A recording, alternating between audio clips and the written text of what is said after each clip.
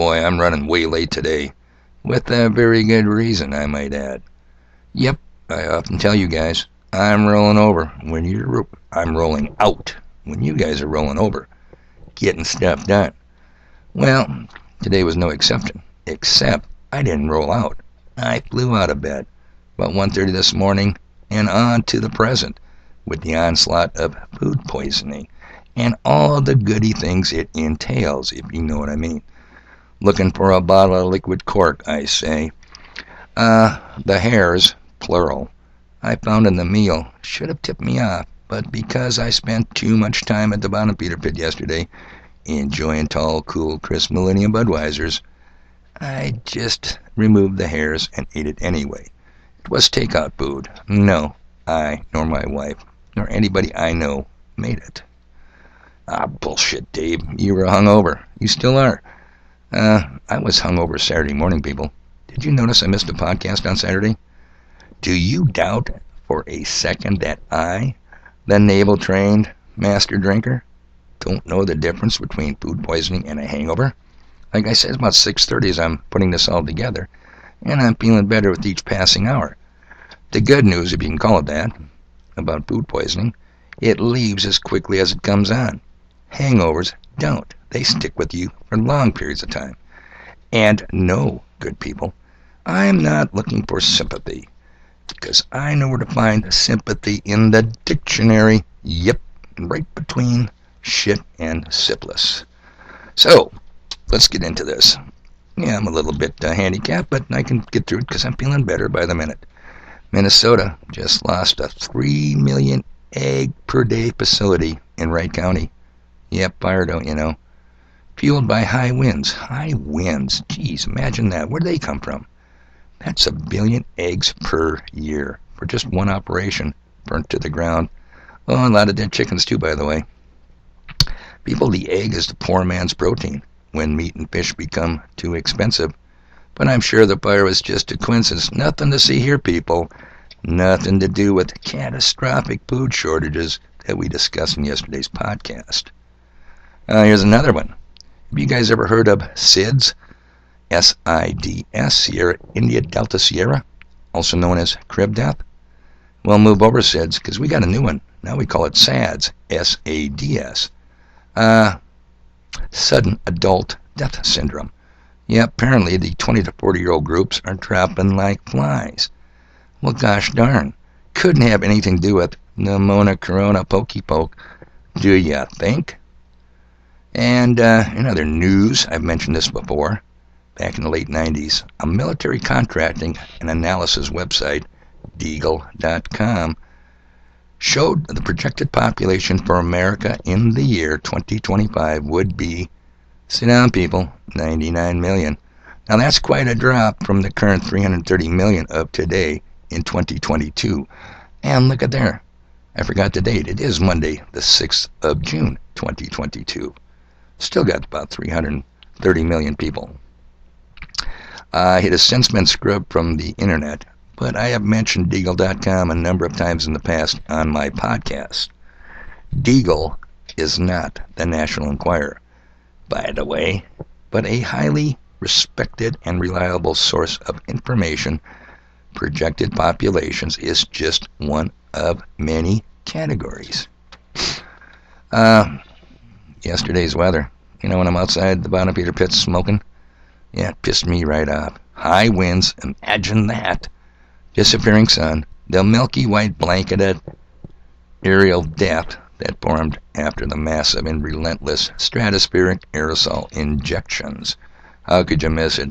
Oil slicks in the sky turning into the white blanket of aerial death. That got me thinking about this pathetic right to vote. If you don't vote, you can't bitch. How many times I've heard that? Really? If I don't choose between cancer over leprosy, I lose my freedom of speech? Bullshit. Now, was the 2020 elections, presidential, congressional, rigged and even stolen? It sure as hell looks like it to me. But so what? And here's why I say that, so what? Over the last week, I told you about the Plantation Masters meetings. Yes, I did. The WHO, World Health Organization, met in Geneva. the World Economic Forum, Herr Klaus-Engel Schwab, in Davos, Switzerland, and the overlords meeting that finished up yesterday in the District of Criminals. Yep, the Bilderberg Group. Now, who out there voted for any one of these Team Evil Dirty Fuckers? Did you? Anyone you know? I don't need you to even try to answer that question, people, because I know the answer. No, you don't know anybody, and no, you didn't. But these are the unelected, immune from prosecution, that implement all the disasters, drive the depopulation agenda, and spray the skies whenever they decide. Answering to no voter, answering to no one but themselves. And most people have no problem with their plans, even when I and others point it out. Now, it goes way beyond geoengineering, which is just one of many assaults they commit on us in their asymmetrical warfare. How many times we got to talk about that? Strategies against us. The surplus people. You know, the useless eaters. Okay, Dave, let's say you're right. Let's say you have warned us. We are waking up, and we believe you. Now what? What can we do? After all, there's only 7 billion of us, and maybe 100,000 of them. Pretty poor odds for our team. Perhaps history can give us a clue, because I sure as hell can't on YouTube. But I can do this. You guys ever heard of Alexandra Solzhenitsyn?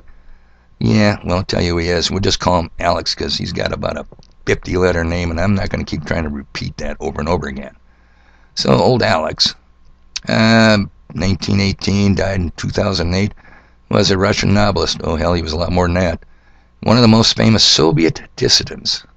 Alex was an outspoken critic of communism and helped to raise global awareness of political repression in the Soviet Union, in particular the Gulag systems, which were their political prisoner systems. Got a stint in the ringer, ended up doing 8-9 years in the Gulag, and then was exiled internally, probably up to Siberia. Yep. So let's see if Alex can shed a little light on this. I'm just going to quote a couple of paragraphs from one of his famous works. Here we go. How we burned in the prison camps, later thinking, what would things been have like if every police operative, when he went out at night to make an arrest, had been uncertain whether he would return alive? If during periods of mass arrests, people had not simply sat there in their lairs, paling with terror at every bang of the downstairs door, at every step on the staircase, but had understood they had nothing to lose, and had boldly set up in the downstairs hall an ambush of a half a dozen people with axes, hammers, pokers, or whatever was at hand. The organs would very quickly have suffered a shortage of officers, and, notwithstanding all of Stalin's thirst, the cursed machine would have ground to a halt.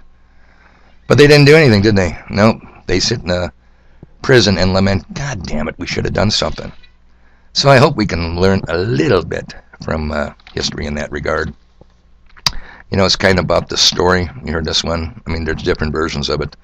The college student whose professor asked him to give a speech on ignorance and apathy. Well, the student replied, first, I don't know what you're talking about. And secondly, I don't give a shit.